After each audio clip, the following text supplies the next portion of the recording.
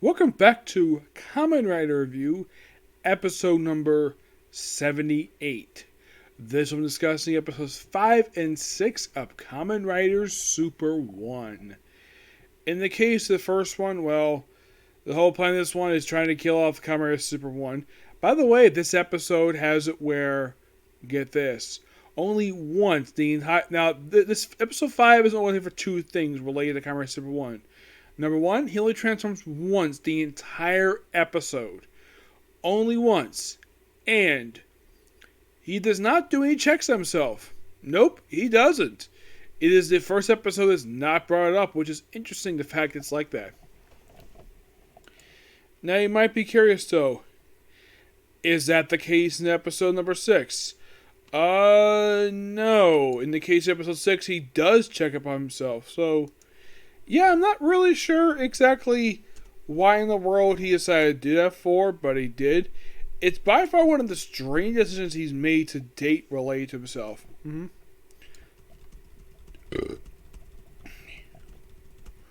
course, at one point he gets lost, and then of course he has about the Monty episode. Excuse me.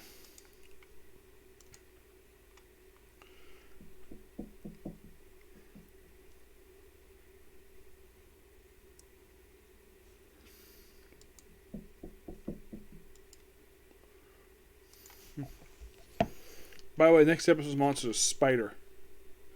No, seriously, it's a freaking spider.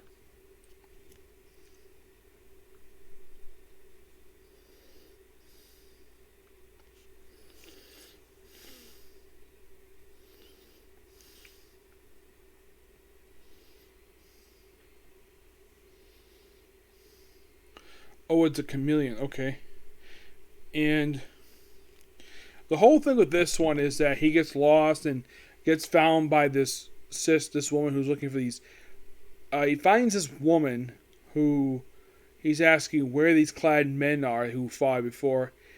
And before she can speak, then apparently her brother shows up and says she's mute.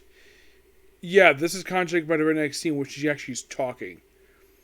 Yeah, and this guy here, it turns out that, here's the thing. Dogma kidnapped him and forced him to become a cyborg. And for some reason, despite the fact he's a ninja, he does not dress in clad in black.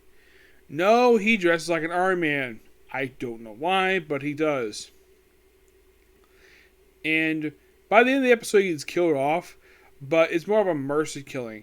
The sister is not exactly hateful towards Super 1 for killing him. She probably felt this was necessary, and plus, it was only to free her from the necklace that she was forced to wear. Yes.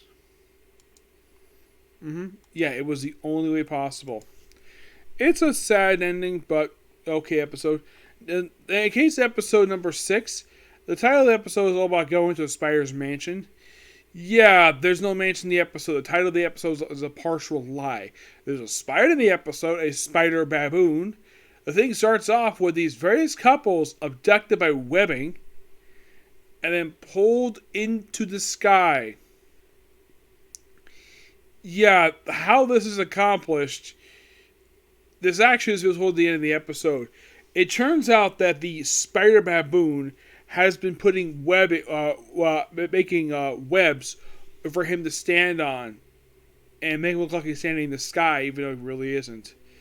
It's a very interesting idea, and at one point, him and Hogma act as decoys, but she gets taken, he gets dropped up.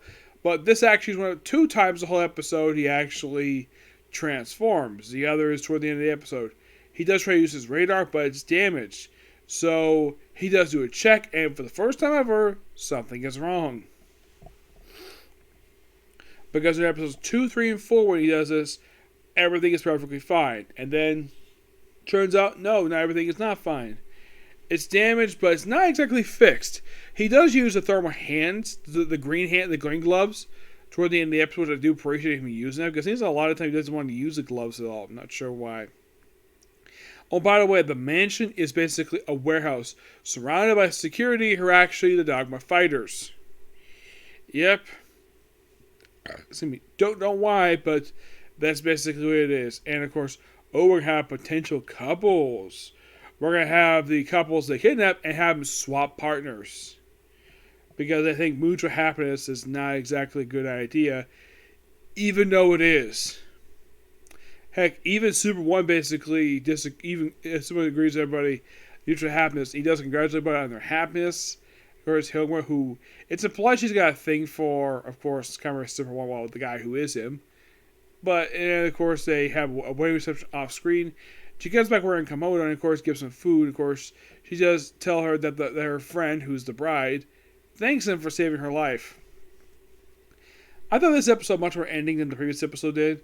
And it definitely felt like basically you definitely expect to see from Super 1. Unlike last episode, felt like a bit of a minor rehash of the original Kamen Rider series with him participating in a race. Yeah, that was something that was prevalent in the first couple Super Sentai series. Not exactly there for X. It was definitely there for Amazon. Now you're probably thinking, what about, let's say, Stronger? Nope. This probably is the first time since Amazon there's any kind of racing done in this series. Actually, no, I think since Stronger, because Skyrider didn't even feature Tish Tabata, so. I mean, he is a writer. The one thing I also got to point out, apparently that cool bike he has that was shown off in the first episode, he's only ridden that version of the bike like once. And I think that was in episode 4. And that's basically been it. Because he's basically have the blue version, which was more slimmed down, not as bulky and bigger as the other one was. Yeah, I don't know exactly why in the world that is, but it's basically how it is. Yeah. But who knows? Maybe it's already the more like next episode. Excuse me. Yeah, that's going to be pretty much that particular view. And so next video is going to be a Kamen Corner, and then it's on to Baruto. Okay, next video. Bye.